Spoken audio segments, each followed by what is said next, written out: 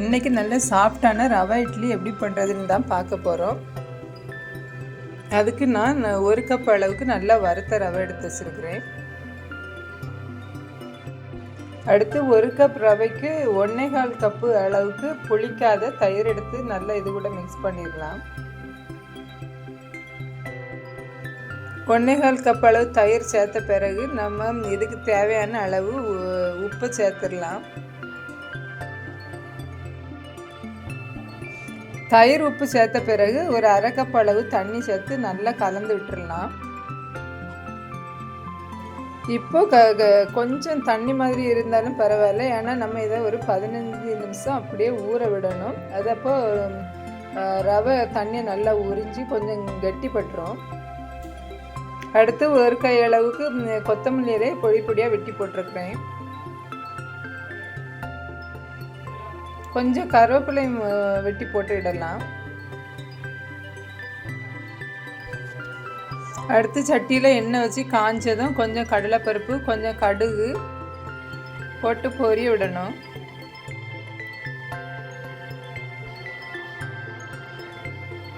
கடுகும் கடலைப்பருப்பும் கொஞ்சம் பொரிஞ்சதும் சின்ன சின்னதாக வெட்டி வச்ச பச்சை மிளகாயை போட்டுடலாம். அது கூடவே ரொம்ப பொடியை வெட்டின இஞ்சியையும் கொஞ்சம் போட்டுடலாம். போட்டு நல்லா பொரிய விட்டுட்டு நம்ம எடுத்து வச்சுருக்கிற ரவை தயிர் கலவை கூட இதை தட்டி நல்லா கலந்து விட்டுடலாம். இப்போ இது கூடவே கொஞ்சம் பெருங்காயத்தூளும் சேர்த்துடலாம்.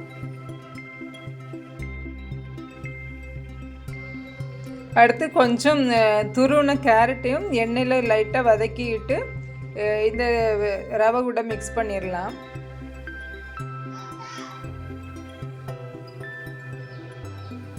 இந்த மாவு பதம் கொஞ்சம் கெட்டியாக இருக்கிறது மாதிரி பார்த்துக்கிடணும். அப்போ தான் இட்லி கொஞ்சம் நல்லா சாஃப்டாக நல்லா வரும். ரவை தயிர் எல்லாம் கலந்து கலவையில் நம்ம முந்திரி பருப்பையும் வறுத்து போடலாம். நல்லா டேஸ்ட்டாக இருக்கும். மாவை இட்லி தட்டில் ஊற்றின பிறகு இட்லி குக்கரில் வச்சு வேக விட்டு எடுக்க வேண்டியது தான். பாருங்க, ரவை இட்லி சூப்பராக ரெடி ஆகிட்டு. மாவு பதம் கொஞ்சம் கெட்டியாக இருக்கிற மாதிரி பார்த்துக்கோங்க. அப்போ தான் இட்லி கொஞ்சம் புசு புசுன்னு நல்லா வரும். பாருங்கள், நல்ல சாஃப்டான ரவா இட்லி சூப்பராக ரெடி ஆகிட்டு. தேங்க்யூ ஃபார் வாட்சிங்.